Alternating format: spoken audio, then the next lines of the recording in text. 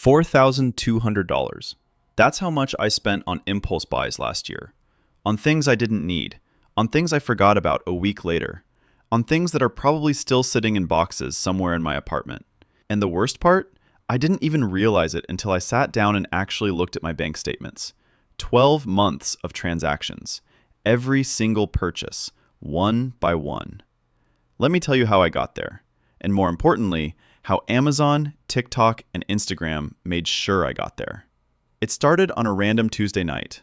I was tired, stressed from work, just scrolling through my phone before bed. You know how it goes. You open Amazon to check something. Maybe a price. Maybe a review. And then you see it. That thing you didn't know you needed until right now. For me, it was a sunrise alarm clock. $37. The reviews said it changed people's lives. They said they woke up feeling refreshed, energized, like a new person. And I thought, yeah, I need that. I deserve that. One click. Bought. Next morning, I forgot I even ordered it. 2 days later, it arrived. Used it twice. Now it sits on my shelf collecting dust.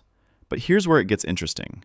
The next day, Amazon recommended me a sleep tracking device. Because obviously, if I bought a sunrise alarm clock, I must care about sleep. $49. Bought. Then a weighted blanket. $79. Because people who care about sleep also need better blankets, right? Bought. Then blue light blocking glasses. $23. Then a white noise machine. $35. Then a meditation app subscription. $12 a month. In 1 week, I spent $235 on sleep products. And you know what? I still sleep terribly. Nothing changed, except my bank account. This is not an accident. This is a system designed to make you spend money. Let me explain how it works. Every time you buy something online, you're feeding the algorithm. You're telling it exactly who you are, what you want, what you're insecure about, what problems you're trying to solve, and the algorithm remembers everything. It knows you bought running shoes 3 months ago, but stopped running after 2 weeks. It knows you bought a guitar last year, but never learned to play. It knows you bought healthy cookbooks, but still order takeout every night. It knows you start things and don't finish them. And it uses that against you. Because every abandoned hobby is a new opportunity to sell you something. You stopped running? Here's a new fitness tracker that might motivate you. You gave up guitar? Here's an easier instrument. A ukulele only has 4 strings. You're not cooking? Here's a meal kit delivery service. No effort required. The algorithm doesn't want you to succeed.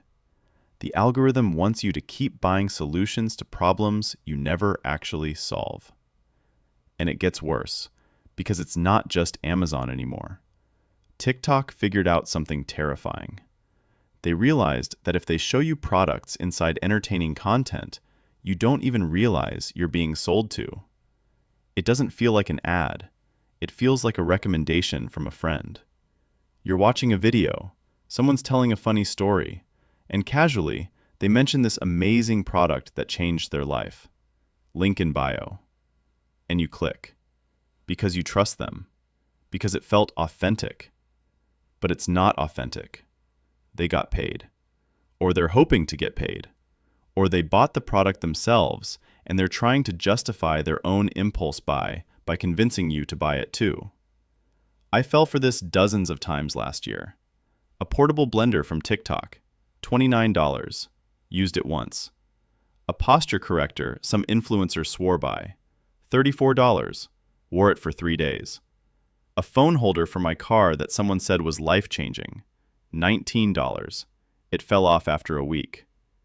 Every single purchase felt logical in the moment. Every single purchase felt necessary. Every single purchase felt like it would improve my life in some meaningful way. None of them did. And here's the psychology behind why we keep falling for this. It's called the gap. The gap between who you are and who you want to be. You want to be someone who wakes up early and exercises, so you buy the sunrise alarm clock. You want to be someone who sleeps well and takes care of their health, so you buy the sleep tracker. You want to be someone who's productive and organized, so you buy the planner, the apps, the desk accessories. You're not buying products.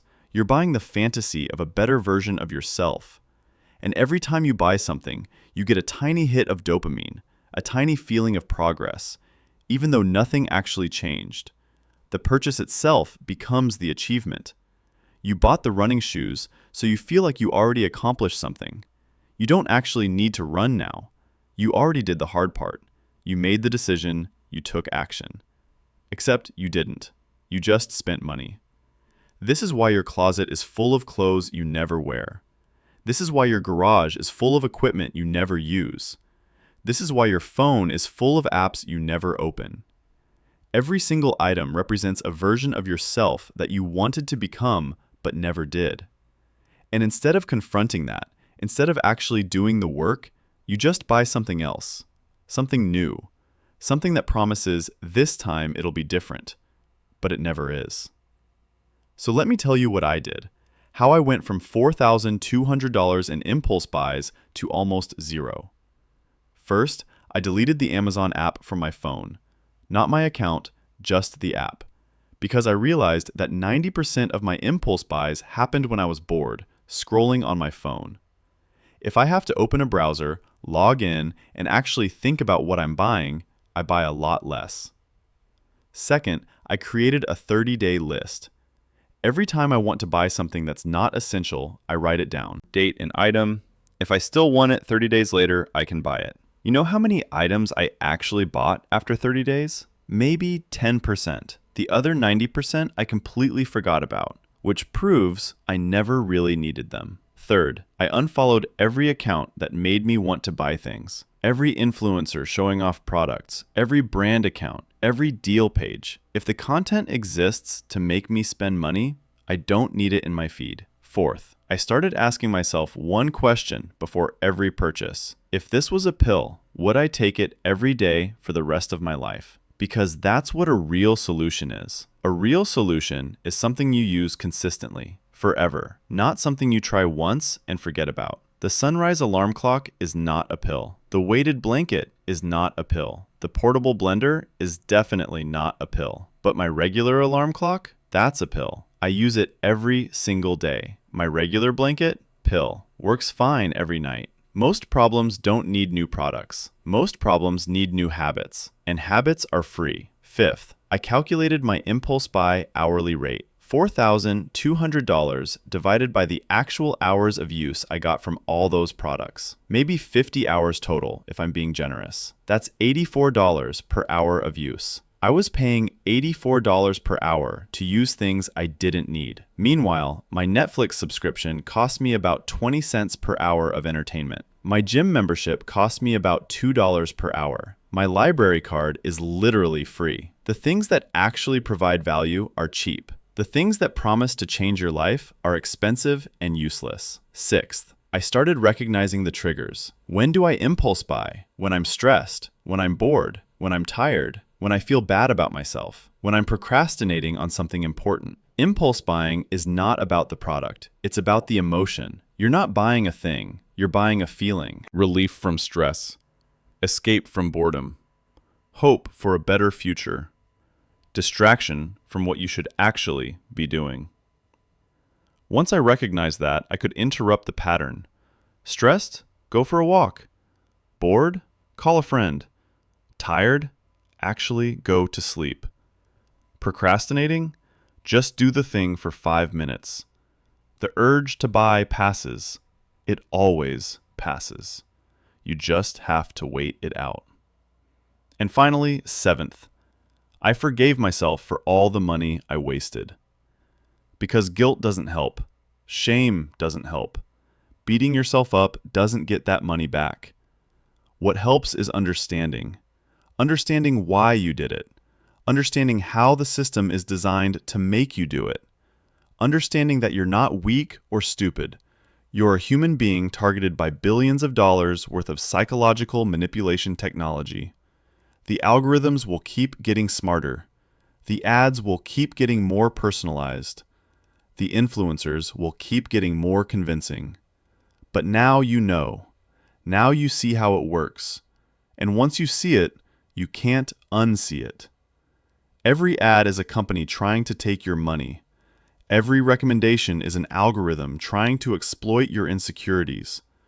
Every influencer is a salesperson in disguise.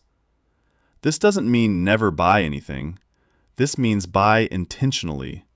Buy things you'll actually use. Buy things that solve real problems. Buy things that pass the 30-day test. $4,200. That's what I learned this lesson cost me. But honestly, it might be the most valuable $4,000 I ever spent. Because I'll never make that mistake again. And now, neither will you.